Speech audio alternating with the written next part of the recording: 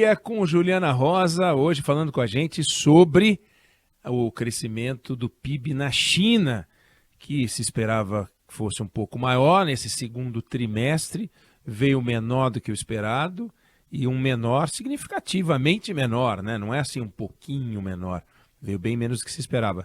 Queria te ouvir sobre o que significa isso em números e as consequências disso para o Brasil também, né? Que é o que interessa para nós aqui.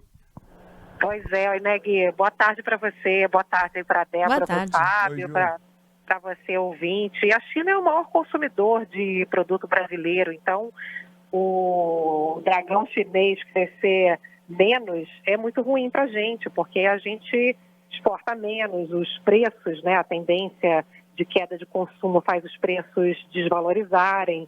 Então, você tem já um movimento hoje no mercado financeiro de perda de valor, de ações de minério, por exemplo, né, que a gente exporta muito para eles, toda a parte agrícola também. O mundo todo está desacelerando, né, e esse número da China realmente veio bastante negativo.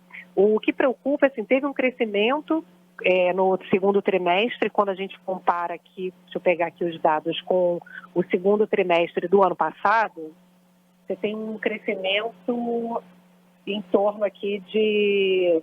Deixa eu pegar aqui o número certinho, que eu já perdi. Você tem um crescimento em torno de 4%, mas é um crescimento que... Peraí, né, que eu olhei o dado... O trimestre é o 0,4, né?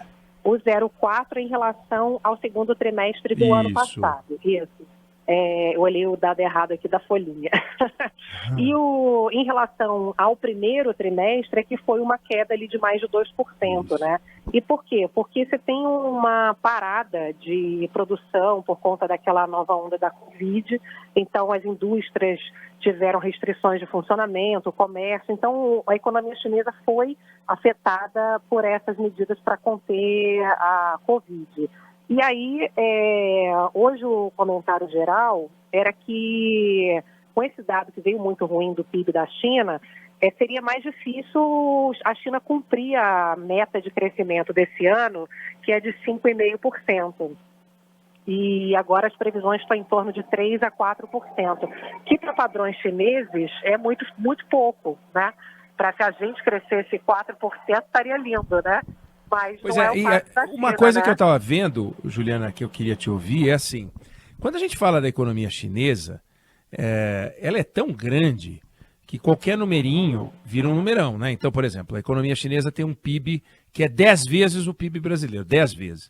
Então, quando ela deixa de crescer, ela se previa 1, cresceu 0,4, ela deixa de crescer 0,6, o 0,6 dá quase 90 bi de dólares, que seria o mesmo que a economia brasileira crescesse 6%, porque o 0,6 dele é o nosso 6%. Então, o número que para eles cai um pouquinho, para nós é um numerão monstruoso. E eu imagino que tem um efeito sobre compras internacionais, tem um efeito sobre a exportação brasileira, né?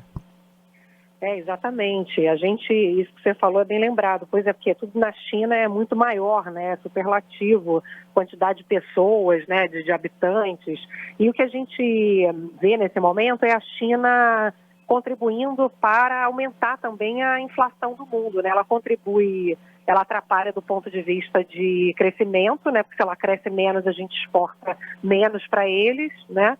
E do ponto de vista inflacionário também, porque normalmente a China exporta desinflação, porque a mão de obra é muito barata lá, então os produtos são bem baratos em relação à média mundial. Só que nesse momento, como eles estão abrindo, fechando e tal, os preços estão aumentando muito, porque demora a chegar, né? Quando chega todo mundo quer, então os preços industriais, né, de semicondutores e outras matérias-primas para a indústria estão muito caros. Então a China é um outro problema, já dentro de um cenário internacional que é muito conturbado e muito ruim para a gente, né? Porque o mundo todo está pisando no freio para poder rearrumar as economias depois de uma pandemia e depois da guerra. Você vê que o risco de recessão no mundo é crescente, né? Esse assunto foi o assunto da semana, né? Quando o euro atingiu a paridade com o dólar pela primeira vez em 20 anos, desde a criação da moeda única, e continua esse clima tenso de China pisando no freio, né, o PIB pior do que o previsto, os números vindo também preocupantes colocando mais lenha aí no risco de recessão na Europa e recessão nos Estados Unidos. Então, a gente está num ambiente de muita volatilidade, né? Volta e meia alguém me liga, e fala assim, vem cá, mas agora há pouco, saiu o número da China e daqui a pouco as ações de mineração estão subindo. Você vê que o mercado está completamente doido, porque assim, cai muito, aí de repente dá uma corrigida, né? Não significa que agora passou a preocupação, né? Então o mercado está meio, sabe, barata voa. No dia que saiu a inflação dos Estados Unidos, que a gente conversou aqui, o CPI, que veio acima do previsto, né? A maior inflação dos Estados Unidos também, em mais de 40 anos, logo o mercado reagiu mal, um tempo depois começou a subir. E aí eu ligo para os analistas, o que está acontecendo? E as pessoas falam, não sei, porque eu acho que caiu demais ontem, então corrige um pouco hoje. Então está um barata voa, a gente não tem certeza, né, do que vai acontecer. Então a gente também está num cenário de dificuldade de entender, né, Eneg, até que ponto vai ter uma pisada no freio, que é importante para ter queda de inflação, ou até que ponto realmente a pisada pode ser funda demais no freio e causar a tal da recessão mundial, né? E uma coisa maluca, um dado para a gente pensar, né? Em 1970, ou seja, 50 anos, o PIB da China era o dobro do PIB brasileiro. Eles eram o dobro. Hoje são 10 vezes. Então, por mais que eles estejam produzindo um crescimento um pouco menor aqui ou ali, se a gente pegar nos últimos 50 anos o que eles fizeram e o que a gente fez, faz a gente pensar. E eu não estou falando sobre política, democracia, porque, pelo amor de Deus, eles não são exemplo para isso.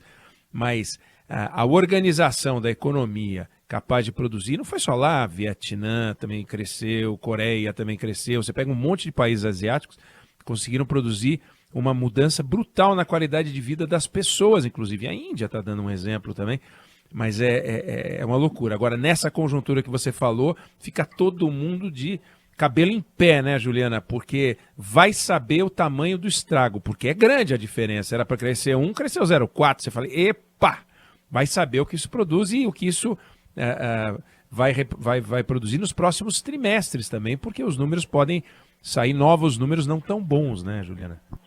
Isso que você está falando é fundamental, hein, Neg? Porque a gente está dependendo muito do mundo e muito pouco da gente, né? Então, se a gente já está nesse pibinho, né, nesse rame-rame, a gente teve que aprovar a PEC para crescer 0,3% agora no terceiro trimestre, estamos comemorando. E aí, se o mundo começa a crescer menos e não nos ajuda, a gente olha para a gente e fala assim, bom, a gente sozinho já está fraco pra caramba. Se o mundo não contribui, como que vai ser da gente? Então, a gente fica sempre dependendo que o mundo esteja muito bem, porque a gente não faz aqui os investimentos estruturais para que a gente tenha um crescimento mais robusto, né? Então, o mundo crescer menos é uma péssima notícia para a gente, principalmente sobre esse aspecto que você está colocando, que é, se a gente depender só da gente, a gente fica ali se arrastando, né? É isso aí. Economia, Juliana Rosa, que volta a conversar com a gente na segunda-feira. Valeu, Juliana, obrigado. Valeu, beijo grande.